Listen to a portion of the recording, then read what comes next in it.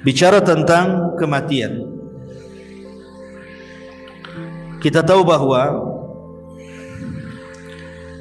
di antara arkanul kiamah, rukun-rukun kiamat itu atau rukun-rukun hari akhir itu, salah satunya adalah al-maut, kematian. Makanya Nabi SAW mengatakan, idza mata ahadukum qamat qiyamatuh. Kalau seandainya salah seorang di antara kalian itu meninggal, berarti telah tegak kiamat padanya. Kiamat itu maksudnya kiamat besar itu pasti terjadi. Sebagaimana kematian juga pasti berlaku. Tetapi dari dua perkara ini, yang jelas-jelas adalah kematian. Yang pasti, itu pasti adalah kematian. Sebab kiamat besar itu belum pasti kapan terjadinya. Karena Nabi SAW sendiri ketika ditanya oleh malaikat Jibril kapan kiamat, Rasul tidak jawab kan. Rasul hanya mengatakan, mal mas'ulu anha bi'a'lama minas sa'il. Orang yang ditanya tidak lebih paham daripada orang yang bertanya. Maknanya Rasul dan Jibril sama-sama tidak tahu kapan kiamat. Tapi kalau kematian itu sudah kepastian. Kenapa? Karena Rasul sudah membatasi umur antara 60 sampai 70 tahun, sedikit yang melewati itu, kata Nabi. Lah dari sini, karena kematian jauh lebih pasti dibandingkan kiamat, maka sudah selayaknya manusia itu punya persiapan. Apa persiapannya? Tentu tidak lain dan bukan taqwallahi azza wa jalla, bertakwa kepada Allah subhanahu wa ta'ala. Ma'asyiral muslimat yang dimuliakan Allah subhanahu wa ta'ala, ada hadis yang panjang sekali. Hadis ini dari Bara bin Azib radhiyallahu anhu. Jadi suatu ketika Nabi SAW itu bersama para sahabat sedang hendak menguburkan salah satu jenazah. Tetapi ketika itu yang menggali lubang belum selesai menggali lahat, sehingga Rasul saat-saat menanti penggalian lahat itu, Rasul mengumpulkan para sahabatnya kemudian berceramah seputar dicabutnya ruh mukmin dan kafir. Lah Nabi SAW kemudian menjelaskan, adapun ruhnya seorang mukmin, kata Nabi SAW, maka akan dicabut dimulai dari jari jemari kaki dan juga tangan. Jadi ruh itu tercabut dari jari jemari dulu, kemudian naik ke atas sampai kemudian di tenggorokan. Lah apabila ruh itu sudah berkumpul di tenggorokan, maknanya ruh tidak mungkin dikembalikan. Kalau ruh sudah sampai di tenggorokan, ruh tidak mungkin dikembalikan lagi ke badan. Inilah isyarat firman Allah subhanahu wa ta'ala, hatta idza balagatit taraqi wa qila man ra. Hatta idza balagatit taraq, sampai ketika ruh itu di tenggorokan, maka Allah katakan apa? Wa qila man ra. Siapa yang bisa meruqyah dia? Maksudnya mengembalikan ruh ke dalam jasadnya gitu. Tidak ada. Dari sini Rasul mengatakan bahwa tobat seorang hamba tertutup dan tidak ada guna apabila ruh sudah sampai di tenggorokan. Kata Nabi SAW, innallaha yakbalu taubata abdin ma lam yugharghir. Allah itu masih menerima tobatnya seorang hamba sebelum ruh berada di tenggorokan. Kenapa demikian? Karena tadi ruh tidak bisa dikembalikan. Makanya ada dua waktu tobat itu diterima. Pertama, ruh belum mengumpul di tenggorokan. Yang kedua, matahari belum terbit dari arah barat. Kalau dua perkara belum terjadi, maka ada kesempatan tobat. Tapi kalau dua waktu sudah terjadi, maka tobat tertutup. Kemudian Nabi SAW mengatakan, apabila ruh dicabut itu tabi'ahul basar, jadi pandangan kita mengikuti. Ruh itu kan keluar dari mulut kita, kemudian keluar, nanti mata ini mengikuti ruh tercabut. Makanya setiap orang yang meninggal pasti melotot matanya, karena mengikuti pandangannya. Maka disunahkan ditutup supaya tidak menakutkan orang. Lah disitulah Allah Subhanahu wa ta'ala mengutus malakul maut dan rusulul maut. Jadi ada dua malaikat. Pertama malakul maut yang memang tugasnya hanya mencabut nyawa, dan malakul maut itu bukan satu malaikat seperti Jibril, satu malaikat kan, Mikail satu malaikat, Israfil satu malaikat. Malakul maut ini jumlahnya banyak, karena setiap hari yang mati itu kan bukan satu orang. Satu dunia ini bisa ratusan bahkan ribuan. Kalau terjadi bencana seperti kemarin di Turki kan, itu bisa ribuan tuh dalam satu hari itu. Kemudian yang kedua ada namanya rusulul maut. Seperti Allah Subhanahu wa ta'ala mengatakan, tawaffathum rusuluna. Maka Allah Subhanahu wa ta'ala mewafatkan mereka dengan mengutus rasul-rasul kami. Lalu apa tugasnya rasul-rasul maut itu? Malaikat-malaikat utusan kematian itu, ada yang menyiapkan kain kapan dari sorga kalau dia ruhnya seorang mukmin. Ada yang menyiapkan hanut. Hanut itu maksudnya minyak wangi. Dan ada tugasnya membisikkan di telinga orang yang sedang sakaratul maut. Sebagaimana Allah Subhanahu wa ta'ala berfirman di dalam Al-Quranul Karim, surah Ibrahim ayat atau surah Fussilat ayat 30. Allah mengatakan, innal ladzina qalu Rabbuna Allah thumma istaqamu tatanazzalu alaihimul malaikatu alla takhafu wa la tahzanu wa abshiru bil jannati allati kuntum tu'adun. Orang-orang yang mengatakan Rabb kami Allah, kemudian mereka istiqamah, maka turun padanya para malaikat saat menjelang wafatnya, kemudian membisikkan di telinganya, jangan takut, jangan sedih, berbahagialah, karena sorga sudah menanti untukmu apa yang Allah janjikan kepadamu. Dalam ayat yang lain surah An-Nahl 31-32 Allah mengatakan, yaquluna salamun alaikum udkhulul jannata bima kuntum ta'malun. Keselamatan bagi kalian, masuklah kalian ke dalam sorga karena apa yang kalian kerjakan. Makanya kemudian Nabi SAW mempermisalkan, saking lembutnya malaikat pencabut nyawa, ketika mencabut nyawa ruhnya orang yang beriman itu dipermisalkan seperti tetesan air yang terakhir keluar dari mulut teko.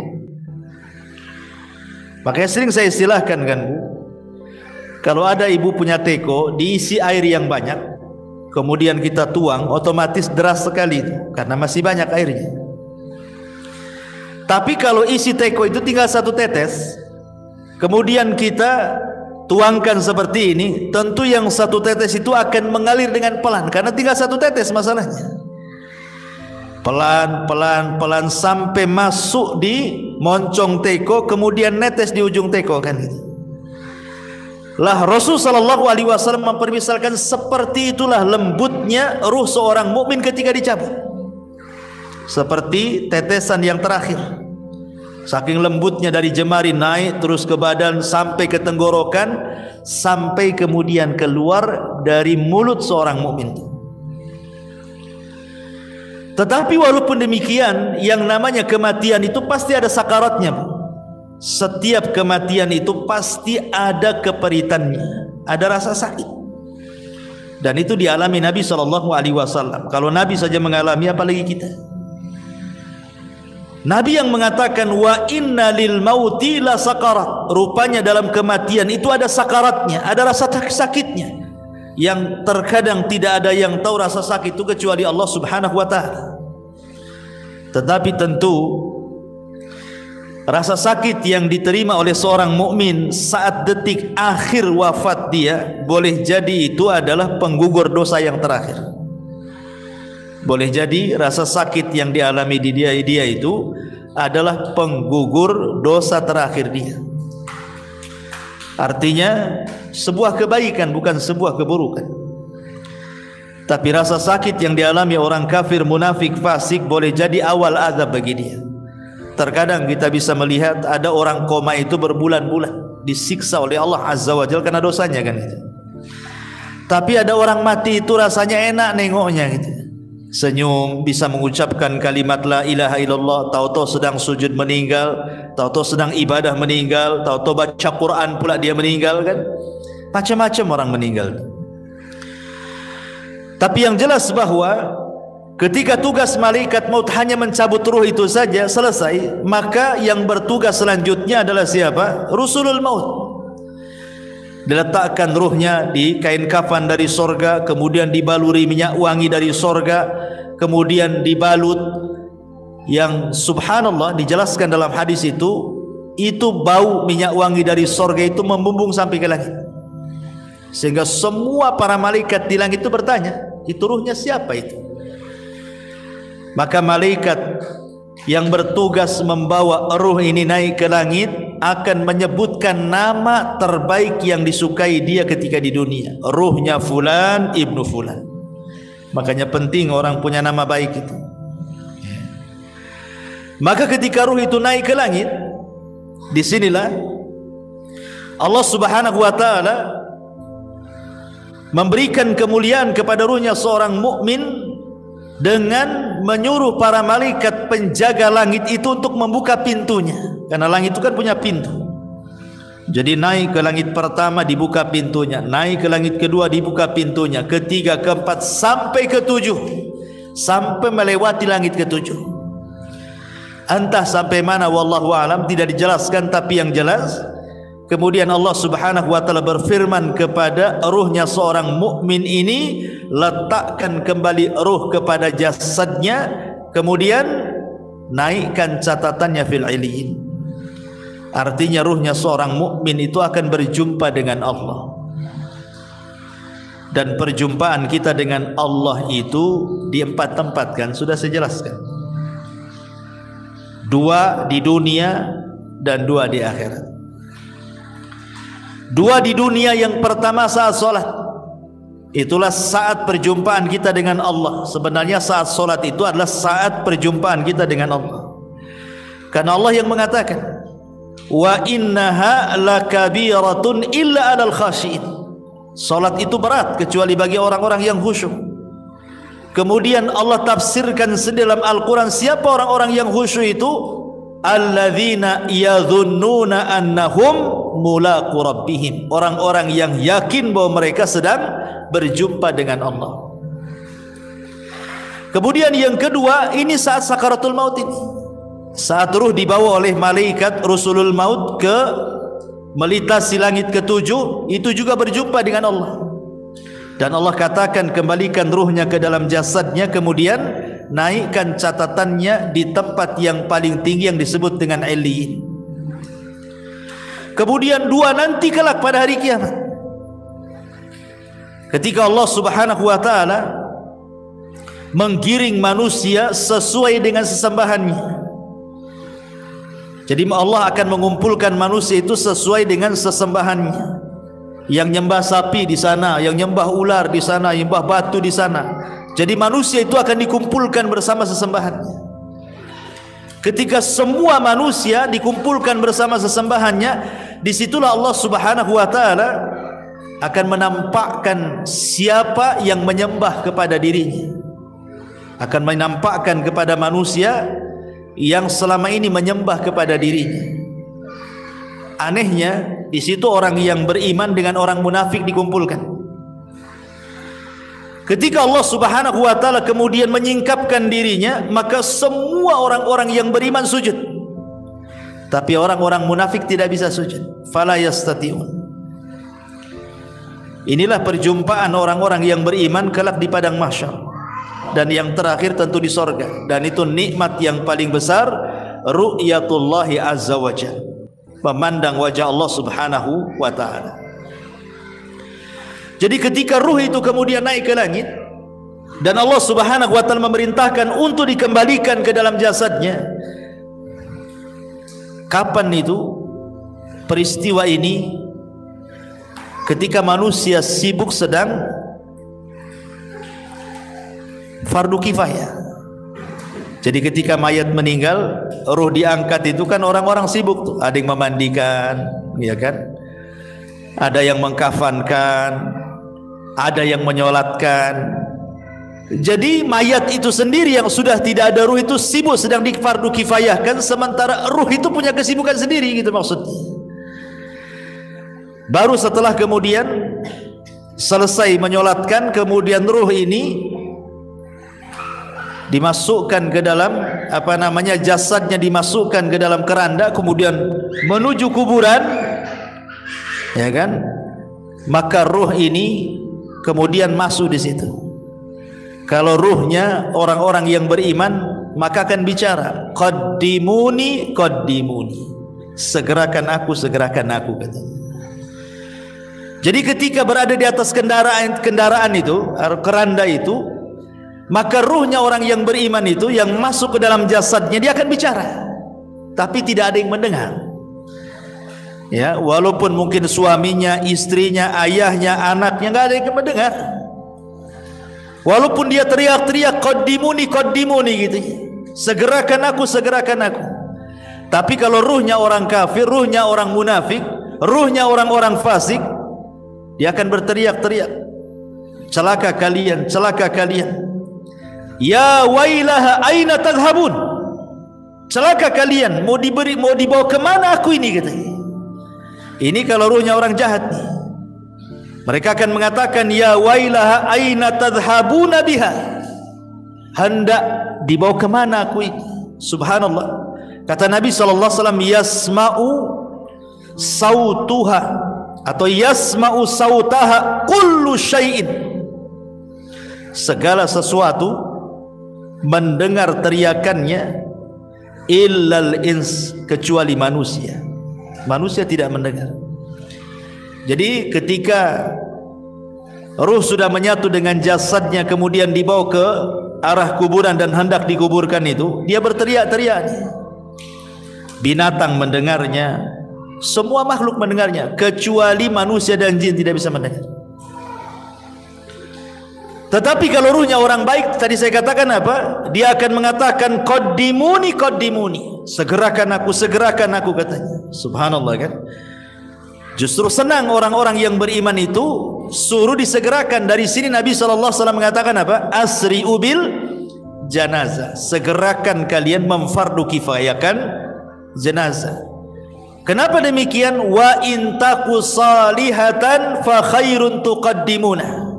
Kalau memang ini orang baik, maka anda sudah berlaku kebaikan kepada orang ini dengan menyegerakan. Wa in taku ghaira dzalik, tapi kalau tidak demikian, maksudnya dia orang jahat, fa syarrun tadhauna fi riqabikum, itu sama saja meletakkan keburukan di rumah kalian. Maka segerakan. Mau orang baik segerakan, mau orang jahat segerakan.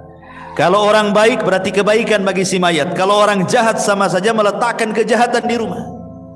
Maka segerakan. Dan si mayat juga ngomong begitu, qaddimuni, segerakan aku katanya.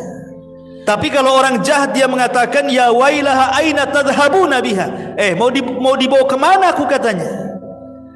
Akhirnya kemudian ketika betul-betul sudah dimasukkan ke liang lahat, si mayat ini sempat mendengar suara terompah. Orang-orang yang mengantarkannya itu masih mendengar dia. Sampai ketika sayup-sayup semakin jauh karena meninggalkan dia.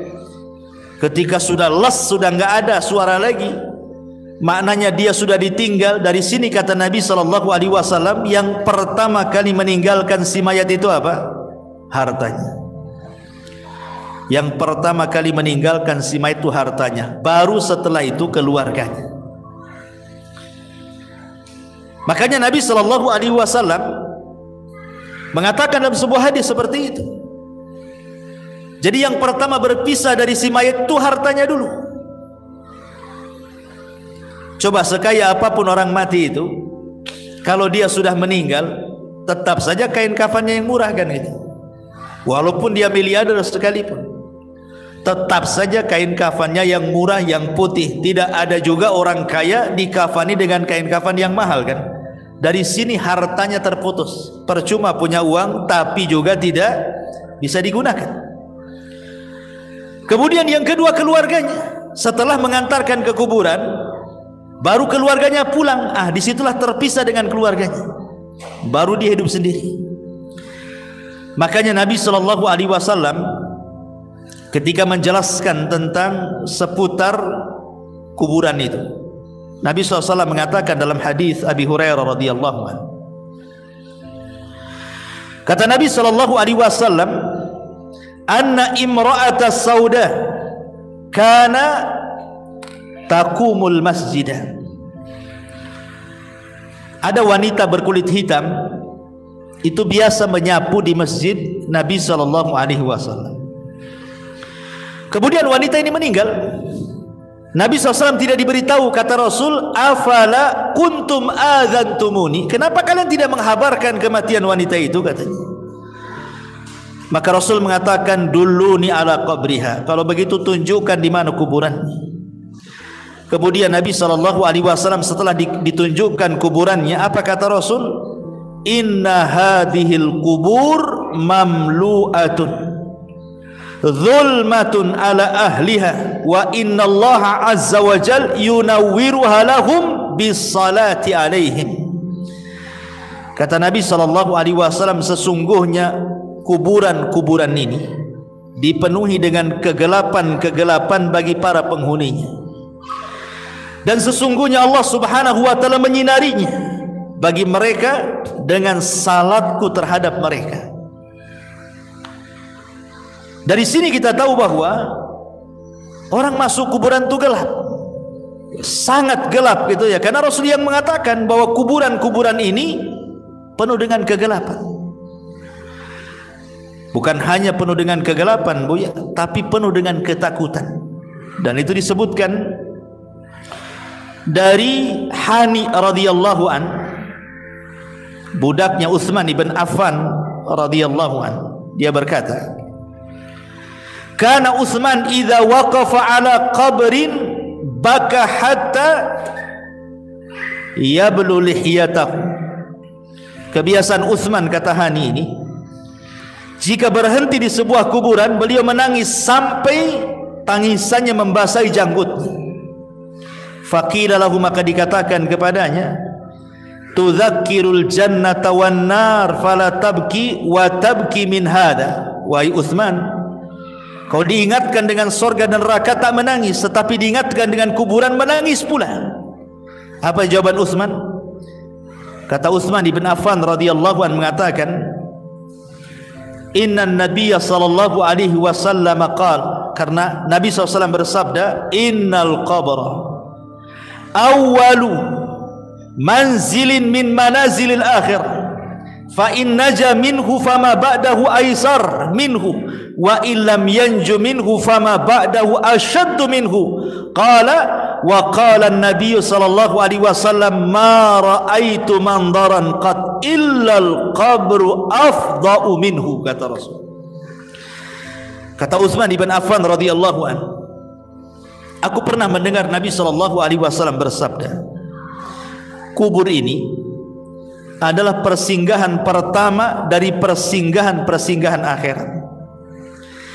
Bila seseorang selamat dari keburukan kubur, maka setelahnya lebih mudah baginya. Tapi bila dia tidak selamat dari keburukan kubur, maka setelahnya lebih berat. Kemudian Utsman mengatakan, sungguh aku pernah mendengar Rasul mengatakan, aku tidak melihat satu pemandangan pun yang lebih menakutkan dibandingkan kuburan, kata Rasul. Jadi kuburan ini menakutkan dan juga menggelapkan. Lah ketika kemudian si mayat ini sedikit demi sedikit kan sudah hilang suara terompah yang didengar yang mengantarkannya itu, disitulah datang dua malaikat yang disebut dalam hadis itu namanya Munkar dan juga Nakir. Apa yang dilakukan Munkar dan Nakir? Kata Nabi dalam hadis Bara bin Azib ini, fayatihi malakani. Kemudian dua malaikat datang kepadanya, fayajlisanihi, maka mendudukkan si mayat itu yang sudah ditiupkan roh itu tadi. Fayaqulani lahu, maka keduanya akan membentak dan mengatakan, man rabbuk, siapa Rabbmu? Fayaqul, karena dia orang yang beriman, dia mengatakan Rabbi Allah, Rabbku Allah. Fayaqulani lahu, maka keduanya akan mengatakan kembali, ma dinuk, apa agamamu? Fayaqul, maka dia akan mengatakan diniyal Islam, agamaku Islam. Fayaqulani lahu, maka dua malaikat akan berkata lagi, ma hadzal rajul alladzi buitsa fikum, tahukah kalian siapa orang yang diutus kepada kalian ini?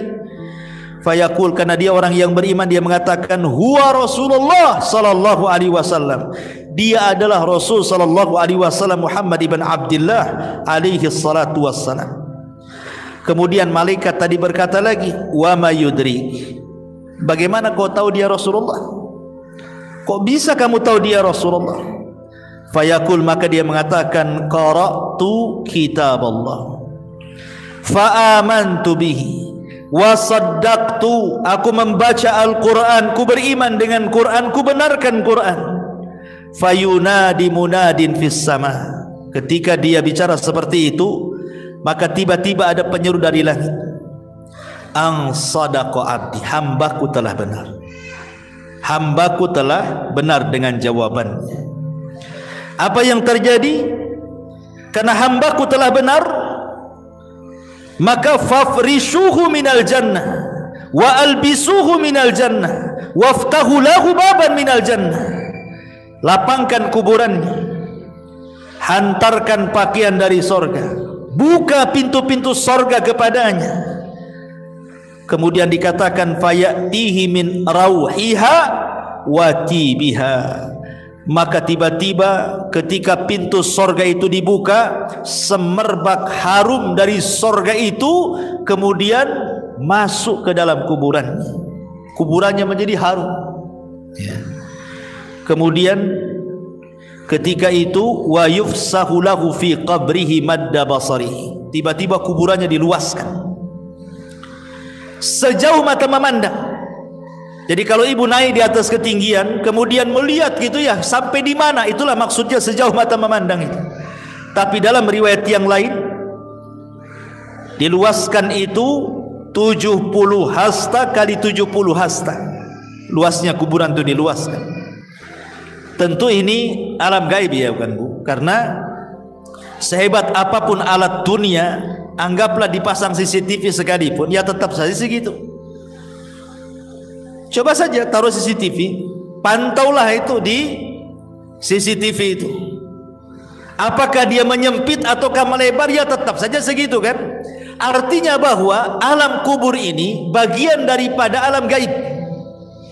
Kenapa kita tidak tahu dan kita tidak bisa memprediksi kan bahwa kuburan ini meluas atau menyempit?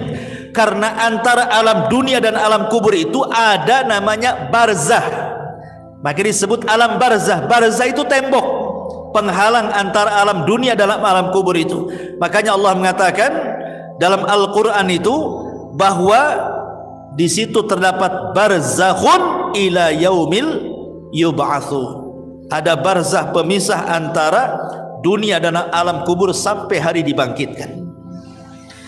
Ma'asyiral muslimat yang dimuliakan Allah Subhanahu wa taala, apa yang terjadi setelahnya? Setelah kuburannya diluaskan sejauh mata memandang, subhanallah, wa ya'tihi rajulun hasanul wajhi, tiba-tiba datang seseorang indah pakaiannya, hasanul thiyab, indah wajahnya, hasanul wajhi, indah wajahnya, hasanul thiyab, indah pakaiannya, tayyibur rihi, sangat harum baunya.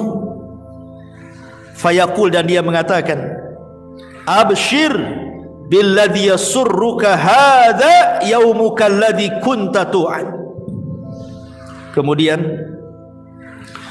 orang ini mengatakan, berbahagialah, berbahagialah katanya, dengan apa yang menyenangkan dirimu, inilah hari yang engkau tunggu selama ini katanya. Kemudian dia mengatakan, si mayat ini, man anta, siapa kamu? Fawajhukal wajhu yaji'u bil khairi, aku lihat wajahmu mendatangkan kebaikan. Siapa kamu ini, sudah berbuat baik menemani aku di kuburan ini gitu ya.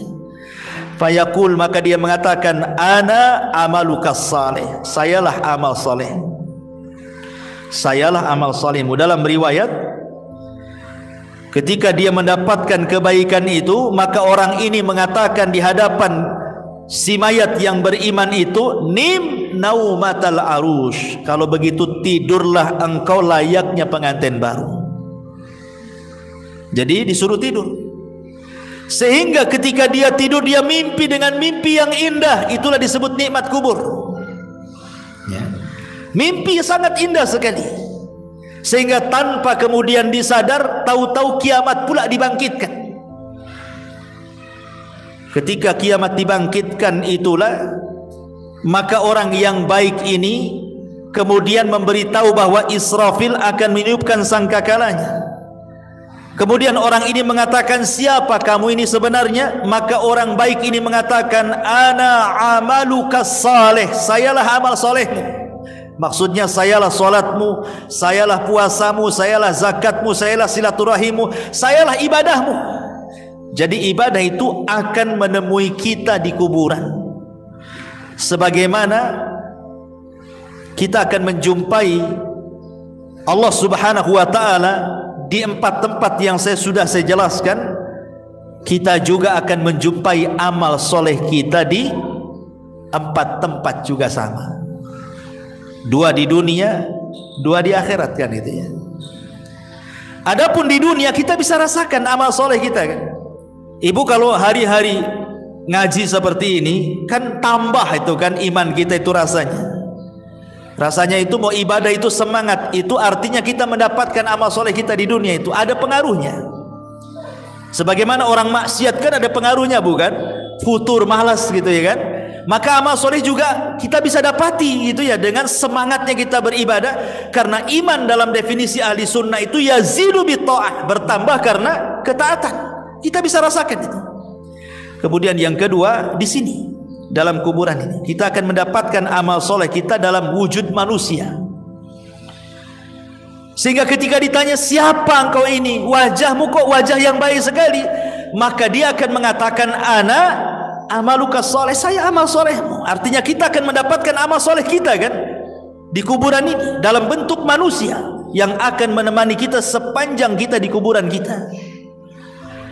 Sehingga sebagian para ulama ketika membahas apakah orang-orang yang dikubur itu bisa merasakan perjalanan waktu, sama dengan kayak ibu kita sekarang kan bisa kita merasakan perjalanan waktu kan Bu ya. Pagi aktivitasnya apa, siang aktivitasnya apa, sore apa, malam apa, besok pagi lagi, kan bisa kita merasakan aktivitas waktu itu berjalan kan itu ya. Ya, hari, minggu, bulan, tahun, kita bisa merasakan. Pertanyaannya, apakah orang-orang yang dikubur juga merasakan ada aktivitas waktu sehari-hari? Pagi, siang, sore, malam, ke pagi lagi, siang, sore, malam, ke pagi lagi, gitu ya. Sementara orang-orang yang dikubur itu kan ada yang sudah lama kan. Kalau yang meninggal di zaman Rasul kan sudah 14 abad berarti kan. Sudah 14 abad sampai sekarang nggak dikiamat-kiamatkan. Atau yang sebelum Nabi umpamanya, tentu lebih lama lagi orang itu di kuburan itu. Apakah mereka akan merasakan bimururil waktu, kata ulama, dengan berjalannya waktu itu? Maka ulama membagi dua, kata ulama, memerinci. Kalau yang di kuburan itu mereka orang-orang yang beriman, baik dari umat Nabi atau umat-umat sebelumnya, dan mereka mendapatkan nikmat kubur, maka mereka tidak akan merasakan berjalannya waktu. Mereka tidak akan merasakan, walaupun ratusan tahun, walaupun ribuan tahun sekalipun, mereka tidak akan merasakan berlewatnya waktu itu. Ya. Tetapi kalau mereka adalah orang-orang kafir, orang munafik, orang fasik, maka mereka akan merasakan itu, karena itu bagian daripada azab. Ya. Jadi sekali lagi, kalau orang-orang yang beriman yang mendapatkan nikmat kubur tidak akan terasa di kuburan itu, walaupun ratusan ribuan tahun. Mana dalilnya? Dalilnya adalah peristiwa Ashabul Kahfi yang ditidurkan, atau kisah Nabi Uzair yang ditidurkan 1 abad kan, kemudian dibangunkan, kemudian ditanya, kam labista, berapa lama kau tidur itu? Dia mengatakan apa? Labistu yauman au ba'dha yaum. Perasaan aku baru tidur separuh atau 1 hari katanya. Padahal sudah 1 abad dia tidur kan. Berarti kan dia tidak merasakan tuh. Tidurnya dia tidak merasakan kan. Padahal dia sudah 1 abad, sudah 100 tahun tidur, dibilangnya baru setengah hari katanya. Begitulah orang yang di kuburan, kalau mendapatkan nikmat itu tidak terasa. Seolah-olah waktu berjalan dengan cepat. Tetapi kalau orang terkena azab, itu rasanya penat, lama waktunya menunggu. Ya samalah bukan, kita menanti orang jenuh gitu kan, lama kali kan, rasa mau balik saja, nggak datang-datang, ditengok tak nampak lagi, ditengok tak nampak, ya dah saya tinggal aja lah, kan ada kejenuhan tuh ya. Tapi kalau asik Bu ya, ibu pengantin baru dengan suami kan, nongkrong tuh di taman, tahu-tahu maghrib, ya kan namanya orang nikmat, nggak pandang, kok tahu-tahu maghrib katanya gitu. Ya, jadi dari sini di dunia ini kita bisa rasakan dalam kondisi nikmat dengan dalam kondisi tidak nikmat kan itu. Lah dikubur kurang lebih seperti itu. Ya. Tetapi apakah kemudian orang-orang yang dikubur juga akan merasakan layaknya kita juga perasa gitu, kalau ibu lagi sedih, kan ada perasaan tersiksa jiwa ini kan, atau ada masalah rasanya rungsep kehidupan ini kan. Apakah juga orang-orang di kuburan akan merasakan seperti itu? Ya, mereka juga akan merasakan. Kapan itu? Apabila ditangisi orang yang ada di atas. Kalau orang yang di atas itu melakukan niyaha, niyaha itu meratap kepada orang yang ada di kuburan itu, maka orang yang ada di kuburan itu merasa diazab. Maksud diazab itu bukan azab fisik, bukan, tapi azab jiwa. Jiwanya itu sedih, tersiksa ya. Makanya kenapa Nabi SAW melarang, tidak boleh seseorang itu melakukan niyaha kan, karena mayat itu yu'adzab, akan diazab kata Nabi SAW biniyahatil hayyi, karena niyahahnya meratapnya orang yang hidup kepada orang si mayat akan diazab. Maksudnya bukan azab fisik, tetapi dia tersiksa, hatinya tersiksa gitu ya, karena sebab tangisan orang-orang yang di atas. Makanya dilarang. Niyah itu termasuk dosa besar. Nabi SAW sampai mengatakan, kalau orang yang meratap itu tidak bertobat kata Rasul, maka dia akan dibangkitkan kelak pada hari kiamat dengan dipakaikan pakaian dari ya, dari besi panas dulu yang timah panas, kemudian dari baju yang gatal, yang nggak bisa dicopot, gatal saja. Ya naudzubillah. Jadi mereka pun akan merasakan apa namanya ya, bahasa kitanya rungsep tuh ya, hatinya itu nggak tenang disebabkan tangisan orang-orang yang di atas kuburan. Makanya tidak boleh kalau ada orang yang meninggal, ikhlaskan saja. Kalau menangis, menangislah sebagai tangisan rahmat karena kesedihan, bukan karena menolak takdir kan. Karena ada orang yang menangis itu karena menolak takdir kan Bu ya, meraung-raung, nanti kalau anak-anak besar jadi apa, kamu sudah nggak ada, macam-macam kan itu ya. Nanti Allah yang menentukan takdirnya, bukan si bapak yang sudah meninggal kan itu ya. Jadi itu yang tidak boleh, karena niyah itu seolah-olah tidak terima dengan takdir, guling-guling, nangis-nangis, robek-robek, pukul-pukul, pangkas-pangkas rambut dan begitu seterusnya. Baik. Intinya bahwa ketika kemudian si mayat itu diberikan nikmat oleh Allah Subhanahu wa taala, nikmat kubur, maka dia tidak akan merasakan dengan berjalannya waktu. Waktu itu akan panjang, tahu-tahu sudah dikiamatkan. Tapi yang perlu ibu pahami bahwa di dalam peristiwa-peristiwa kubur itu, sebelum dua pertanyaan malaikat mungkar dan nakir yang disebut dengan fitnah kubur itu, ada peristiwa yang sebelumnya dilalui manusia yang disebut dengan dhagtatul qabrin, himpitan kuburan. Jadi himpit dulu, baru setelah itu fitnah kubur, gitu maksudnya. Dan ini disebutkan oleh para ulama tentang masalah himpitan kubur ini. Di antaranya adalah yang disebutkan oleh pendapat Abu Hanifah, wa dhagtatul qabri wa adzabuhu haqqun, himpitan kuburan kemudian siksa kubur itu adalah perkara yang benar-benar akan terjadi. Jadi perkara himpitan kuburan dan azab kubur, kata Abu Hanifah, adalah sesuatu yang benar-benar akan terjadi. Bahkan Al-Imam Al-Muzani rahimahullah ta'ala mengatakan, beliau mengatakan, summa hum ba'da dhagtati fil kuburi musa'alun, kemudian mereka setelah dihimpit dalam kuburan, baru kemudian mereka akan ditanya. Dari sini kita tahu bahwa sebelum proses pertanyaan dua malaikat mungkar dan nakir, ada peristiwa namanya dhagtatul qabri, himpitan kuburan. Himpitan kuburan ini, Bu, itu sangat menyakitkan bagi si mayat, karena ketika ruh itu sudah menyatu dengan jasadnya, kemudian tanah itu menyempit sampai meretakkan semua tulang dan persendian. Itu kalau orang kafir, dan dia akan menjerit di mana jeritannya tidak ada yang mendengar, manusia dan jin, kecuali binatang-binatang mereka bisa mendengar. Jadi binatang-binatang itu diberikan kepekaan, mampu mendengar jeritan-jeritan orang-orang yang dihimpit kubur itu. Masalahnya, lalu bagaimana dengan orang-orang yang beriman? Maka ulama menjelaskan bahwa himpitan kuburan bagi orang-orang yang beriman itu tidak sebagaimana himpitan kubur bagi orang-orang kafir, munafik ataupun orang-orang fasik. Maksudnya apa?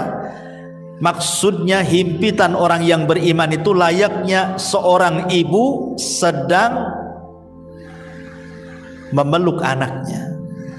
Jadi kalau ada anak bayi ibu peluk gitu ya, seperti itulah seorang mukmin ketika dihimpit oleh kuburan. Jadi tanah itu seolah-olah ibu bagi kita, dan kita anak dari tanah itu. Jadi tanah itu menghimpit kita itu seperti seolah-olah ibu memeluk seorang bayi. Kenapa demikian? Sebab kalau seandainya himpitan itu meretakkan gitu ya, menyakitkan persendian, meretakkan tulang-tulang, tentu akan bercanggah dengan hadis-hadis. Seperti umpamanya Nabi SAW ketika didatangkan seorang bayi kemudian dikubur, kata Nabi SAW, kalau ada orang yang selamat dari himpitan kubur, tentu bayi ini kan selamat.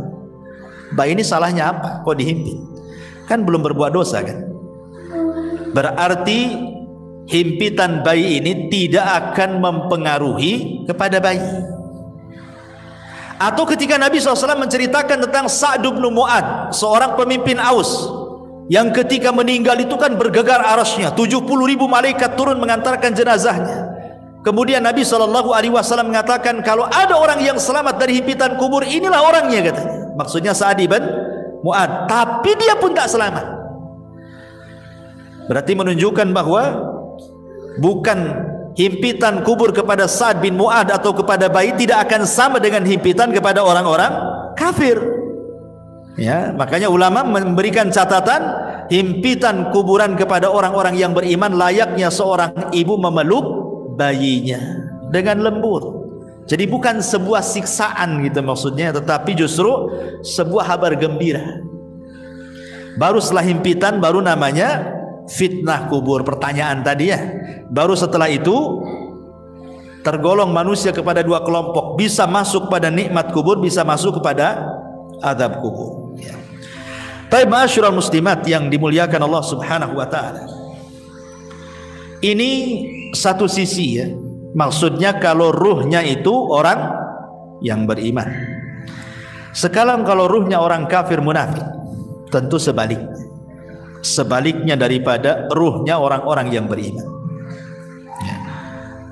Di antaranya adalah Nabi SAW mengatakan kalau ruhnya orang kafir ketika dicabut, Bu, itu Nabi SAW mempermisalkan seperti safud. Safud itu macam pisau yang bengkok seperti ini. Ini safud, di pisau bengkok macam serulit gitu ya. Kemudian didatangkan kambing wol yang belum dicukur. Taulah ibu kan kambing Australia yang banyak gimbal-gimbal tuh rambutnya. Ya, kemudian pisau ini dibenamkan di kambing wol tadi. Kemudian setelah itu disiram. Secara otomatis maka bulu-bulu kambing yang disiram itu kan akan nempel di pisau, Bu. Setelah nempel di pisau, kemudian ibu cabut paksa pisau itu dengan sangat keras gitu ya. Apa yang terjadi? Pasti akan merontokkan bulu-bulunya. Kata Nabi SAW, seperti itulah ruhnya orang kafir, munafik, fasik dicabut oleh malaikat maut. Jadi akan merontokkan persendiannya. Karena ketika malakul maut mencabut ruhnya orang kafir, munafik, fasik itu, maka rusulul maut akan menghembuskan dan menakut-nakuti di telinga orang-orang yang akan dicabut itu dan mengatakan, hei ruh yang busuk, ruh yang jahat, ruh yang jelek, keluar. Di sana kemurkaan dan kemarahan Allah sudah menantimu, katanya. Gimana dia mau keluar ditakut-takuti seperti itu? Tentu tidak akan keluar. Makanya dipaksa. Dia keluarnya itu dipaksa sehingga dia akan merontokkan semua persendiannya. Dia akan merasakan sakit yang luar biasa ya. Kemudian setelah ruhnya diletakkan di kain kafan dari neraka, kemudian bau busuknya melambung ke langit, semua malaikat mencaci maki dia. Tidak ada satupun malaikat memujinya, Bu. Bahkan mencaci maki, ini ruhnya siapa busuk sekali.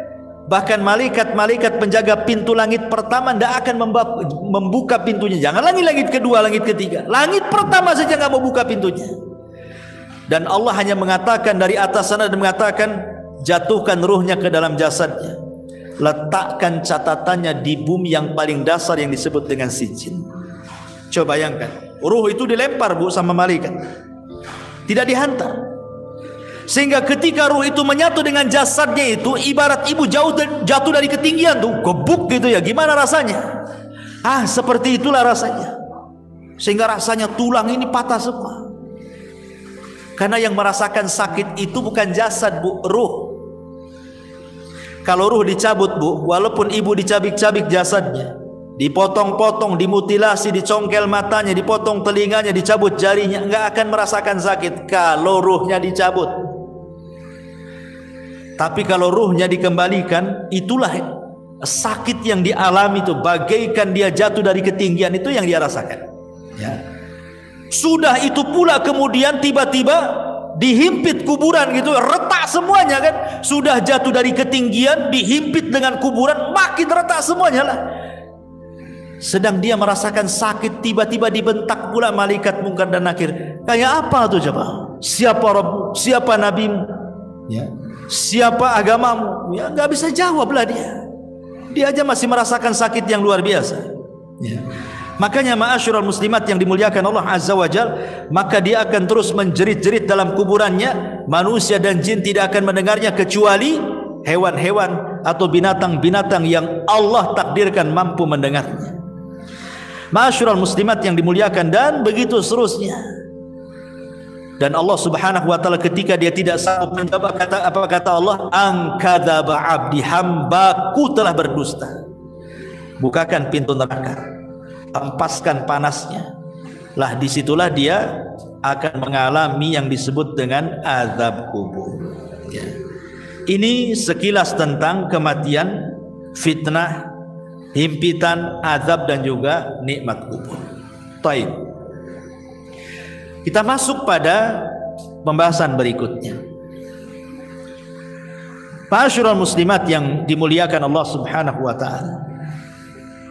Kalau kita sudah tahu dan kita yakin dan percaya di sana ada nikmat dan azab kubur, lalu apa saja hal-hal yang bisa kita ini terhindar dari itu semua? Apa caranya supaya kita bisa terhindar dari azab kubur itu?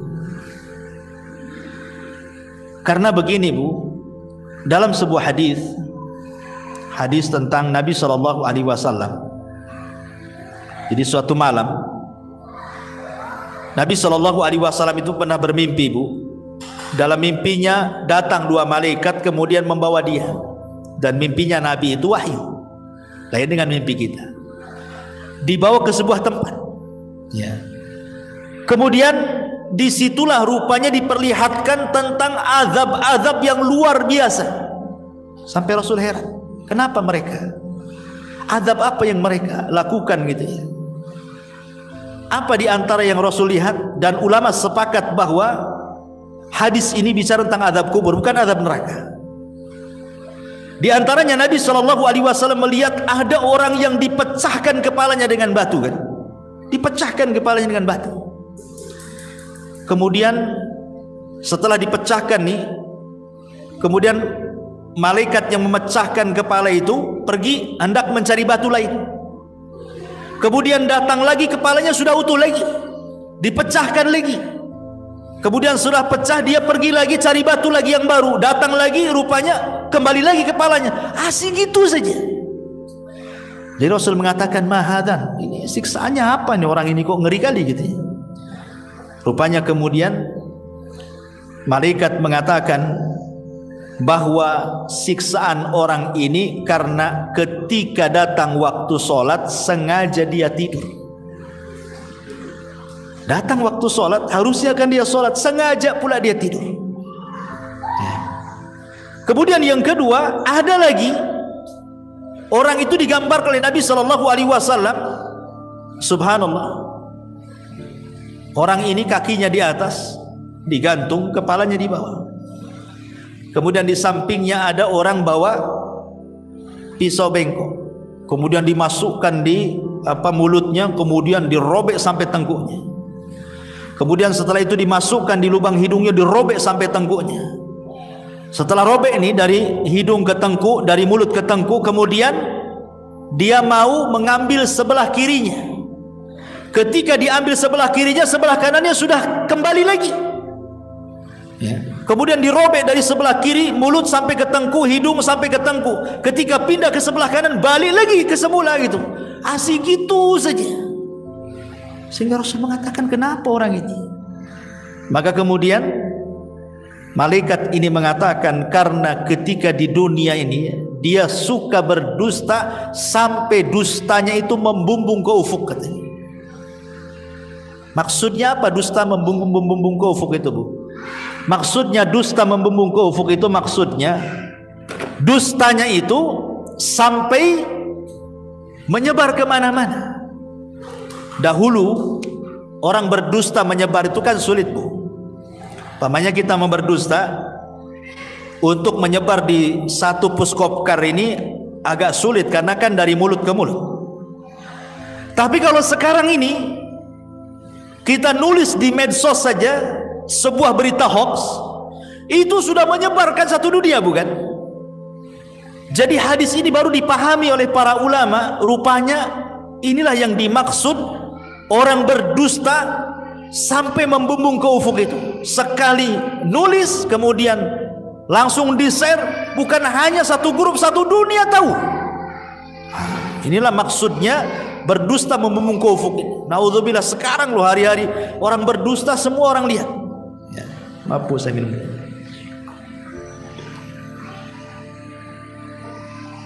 Kemudian juga ada juga Nabi SAW melihatkan ada orang yang telanjang,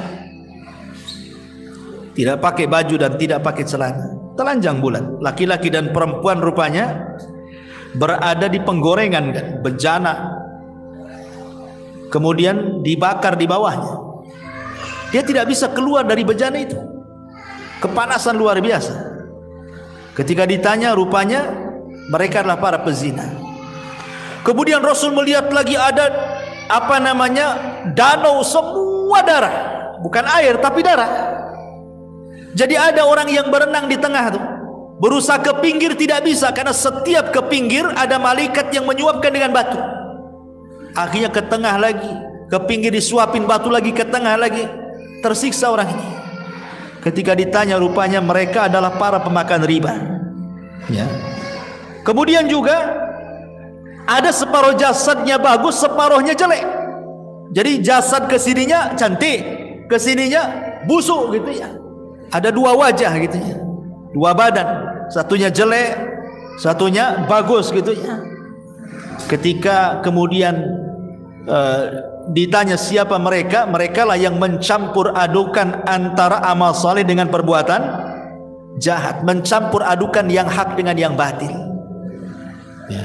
Kemudian ada juga kaum itu kukunya banyak, itu kukunya itu dari nuhas, disebutkan dari besi. Kemudian dicakar-cakar oleh sendiri itu sampai terkelupas daging dari tulangnya itu dicakar sendiri. Rupanya ketika ditanya siapa mereka, kok bisa mencakar-cakar badannya sendiri sampai terkelupas daging dari tulangnya. Kemudian malaikat, merekalah orang-orang yang suka membicarakan aib orang lain. Ya, merekalah orang-orang yang suka membicarakan aib orang lain. Dan banyak lagi. Rasul menjumpai aneh-aneh siksaan orang-orang itu. Dan ulama mengatakan ini bukan siksaan neraka, ini siksa kubur. Apa penyebabnya coba? Penyebabnya banyak. Tadi sudah disebutkan di sini. Di antaranya orang yang tidur saat waktu sholat. Kemudian orang yang berdusta sampai membumbung ke langit. Kemudian orang yang makan riba. Kemudian orang yang berzina. Kemudian orang yang membicarakan aib orang lain alias ghibah. Ya. Itu semua adalah bagian daripada penyebab-penyebab azab kubur. Termasuk juga Rasul pernah lewat di sebuah kuburan. Rasul mendengar orang-orang itu diazabkan. Kemudian Rasul mengambil pelepah kurma, dibelah jadi dua, kemudian diletakkan di satu kuburannya, yang satunya satu kuburan. Kata Rasul, mudah-mudahan sebelum kering pelepah ini bisa meringankan azabnya kan. Kemudian sahabat bertanya, kenapa orang itu wahai Rasul? Kata Rasul, yang satu karena suka ngadu domba kan, itu namimah, sana sini ngompori orang. Yang satunya pula kalau dia cebok tidak bersih. Dia tidak pernah menghindar dari membersihkan najis saat buang hajat kecil ataupun hajat besar. Ini naudzubillah ma'asyiral muslimat yang dimuliakan Allah Subhanahu wa taala. Ini adalah di antara penyebab-penyebab orang mendapatkan azab kubur. Taib, kalau ini penyebab-penyebab, lalu siapa orang-orang yang akan terhindar dari azab kubur itu? Pertama, orang yang terhindar dari azab kubur adalah orang-orang yang mati syahid. Dan itu berdasarkan hadis, ma balul mu'minin yuftanuna fi kuburihim illa syahid. Ya Rasulullah, mengapa kaum mukminin diuji dalam kuburan kecuali yang mati syahid? Maka Rasul mengatakan, kafa bi barikatis suyuf ala ra'si fitnah. Cukuplah kilatan-kilatan pedang di atas kepala mereka saat perang itu menjadi fitnah bagi mereka. Maka mereka tidak akan terkena fitnah kubur. Mereka tidak akan terkena fitnah kubur. Secara otomatis tidak akan dapat azab kubur. Kalau fitnah saya saja tidak dapat, tidak ditanya, berarti langsung mendapatkan nikmat kubur orang ini. Ya. Kemudian juga setiap orang yang meninggal sedang bertugas jaga di jalan Allah, mungkin di perbatasan negara Islam dengan negara kafir gitu, atau saat berperang dia menjaga tentara gitu. Kemudian juga meninggal di hari Jumat kalau dia orang soleh. Kalau dia orang baik, orang soleh, orang taat, Allah berikan kematiannya di hari Jumat. Kemudian juga orang yang soleh, yang baik, kemudian Allah berikan kematiannya dengan cara sakit perut. ya, dengan cara sakit perut, ataupun dengan cara tenggelam, ataupun dengan cara terkena runtuhan ketika gempa gitu ya, terkena runtuhan, ya, dan dia orang baik, orang soleh dan soleha, maka Allah sengaja memberikan kematian terbaik bagi dia. Nah, itu juga diantara hal-hal yang bisa menghindarkan seseorang dari fitnah kubur dan juga azab kubur. Taib ma'asyiral muslimat yang dimuliakan Allah Azza wa Jalla, sekarang apa peran orang yang hidup, kita-kita ini loh Bu, yang hidup, supaya adalah amalan-amalan itu yang bermanfaat untuk meringankan orang yang ada di kuburan itu. Apa yang harus kita lakukan? Ma'asyiral muslimat yang dimuliakan Allah Subhanahu wa taala, sebelum saya menjelaskan hal ini, saya akan jelaskan amalan-amalan yang bermanfaat dulu bagi si mayat itu. Kata Nabi SAW, al-kayyisu man dana nafsa wa amila lima ba'dal maut. Orang yang cerdas itu Bu, adalah orang yang introspeksi, senantiasa introspeksi diri dan mempersiapkan sebuah amalan untuk kematiannya. Itu orang cerdas kata Nabi. Amalan ini kan banyak Bu ya kan? Macam-macam amalan di dunia ini. Tetapi orang yang cerdas itu pasti dia akan memilih mana-mana amalan yang bermanfaat untuk kematiannya, mana-mana amalan yang sedikit manfaat untuk setelah kematiannya. Lah di antara amalan-amalan yang sangat bermanfaat untuk setelah kematiannya disebutkan dalam beberapa riwayat. Pertama, ketika Nabi SAW bersabda dari hadis Muslim, "Idza mata ibnu Adam inqata'a amaluhu illa min thalathin. Shadaqatin jariyah aw ilmin yuntafa'u bihi aw waladin salihin yad'u lahu." Apabila anak Adam meninggal dunia, terputus amalnya kecuali 3 perkara: sedekah yang mengalir, ilmu yang bermanfaat, atau anak saleh yang mendoakan orang tuanya. Hadis yang kedua, hadis dari Abu Hurairah radhiyallahu an yang dikeluarkan Imam Ibnu Majah. Rasul mengatakan, "Inna mimma yalhaqul mu'min min amalihi wa hasanatihi ba'da mautihi." Sesungguhnya yang sangat bermanfaat bagi seorang mukmin dari amalannya setelah kematiannya dan dari kebaikannya setelah kematiannya, pertama, ilman 'allamahu wa nasyarahu. Ilmu yang ibu pelajari, kemudian ilmu itu didakwahkan ibu dan ibu sebarkan. Sekarang kan mudah menyebarkan ilmu kan, di tangan ibu kan ada handphone nih, pamannya sekarang ngaji, ibu rangkum, kemudian ibu tulis, kemudian ibu share di grup-grup, kan sama dengan menyebarkan ilmu. Daripada ilmu selfie nggak jelas kan, bagus kita nyebarkan ilmu gitu ya, jelas manfaatnya setelah kematian. Wa waladan salihan tarakahu, atau anak saleh yang ibu didik. Ibu didik sehingga anak ini menjadi anak yang saleh. Tidak mesti anak sendiri, entah anak saudaranya, entah anak orang, ibu ambil angkat, ibu didik sampai dia paham agama, kemudian ibu meninggal dan dia mendoakan, maka itu sangat bermanfaat. Wa mushafan warathahu, atau ibu mau wakaf mushaf, beli mushaf di pasar 1-2 mushaf, cari masjid yang nggak ada mushafnya, taruh di situ supaya orang baca ya. Atau mungkin ada saudara-saudara kita yang belum punya mushaf ya, ibu bisa datang ke orang-orang yang nggak punya mushaf, ibu belikan mushaf, ibu kasih dia supaya baca. Itu sangat bermanfaat. Au masjidan bana, atau masjid yang sedang dibangun, ibu ikut nyumbang supaya cepat terbangun masjidnya. Au baitan libnis sabil bana, atau ibu sengaja buat kos-kosan 5 pintu, yang 2 dikontrakkan, yang 3 sengaja bagi orang-orang yang tamu-tamu yang dari jauh yang cari pekerjaan gitu ya.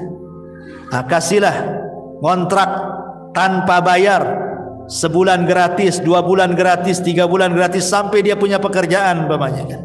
Alhamdulillah ya. Ataupun nahron ajrah, ataupun mungkin ada masjid, ada pesantren, ada masyarakat butuh air, nah, ibu danai buat sumur bor atau beli air atau apa. Aw sadaqatan akhrajaha min malihi fi sihhatihi wa hayati, atau ibu sedekah ketika ibu sehat, ketika ibu masih hidup ibu bersedekah. Yalhaquhu min ba'di mauti, itu bisa sampai setelah kematiannya.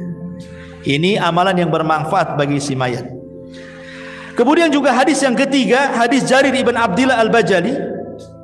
Rasul mengatakan, man sanna sunnatan hasanatan, barang siapa yang berikan contoh terbaik kemudian diikuti orang, kemudian diikuti lagi orang lain, akhirnya banyak mengikuti, maka dia akan mendapatkan pahala, dan pahala orang mengikutinya sampai pun dia sudah meninggal akan mengalir terus gitu.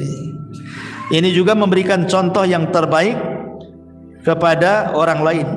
Termasuk juga adalah hadis juga, amalan yang paling baik selain daripada itu adalah doa, haji, umroh, dan begitu seterusnya ya. Ini diantara amalan-amalan ya. Lalu kita yang hidup, umpamanya ayah kita meninggal, ibu kita meninggal, suami atau istri atau siapalah dari orang yang kita cintai meninggal, bagaimana cara membahagiakan mereka? Para ulama mengatakan yang paling mudah membahagiakan orang yang ada di kubur itu doa. Itu yang paling mudah.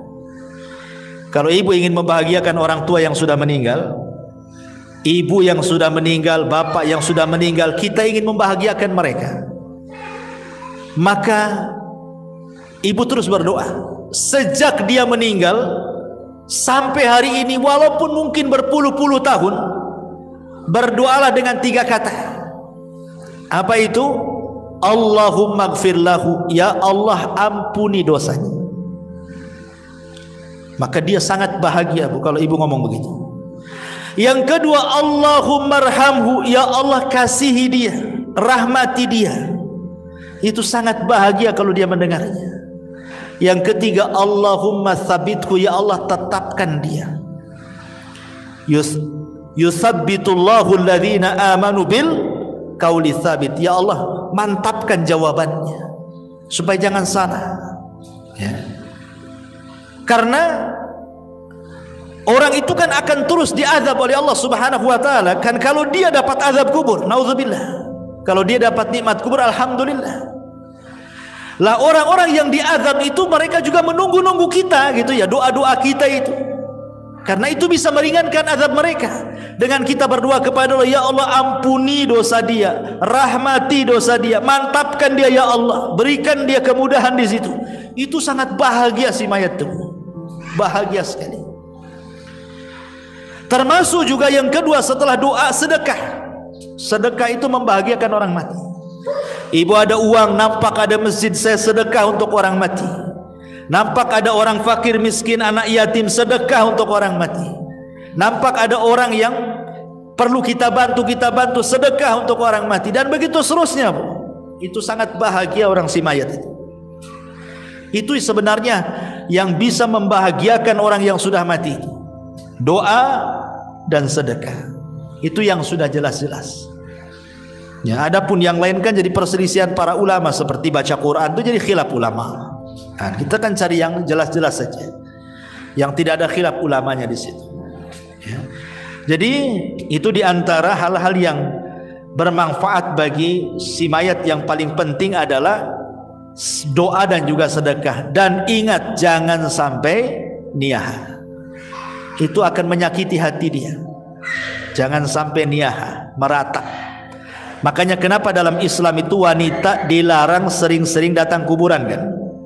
Bahkan Rasul mengatakan la'anallah zawarat, dalam riwayat zuwarat al-kubur. Allah melaknat wanita-wanita yang suka ziarah kubur. Maksudnya suka ziarah kubur ini karena bahasanya pakai siagul mubalaghah. Zuwarat atau zawarat itu menggunakan siag al-mubalaghah, artinya yang sering-sering. Boleh sekali-kali tapi jangan sering-sering.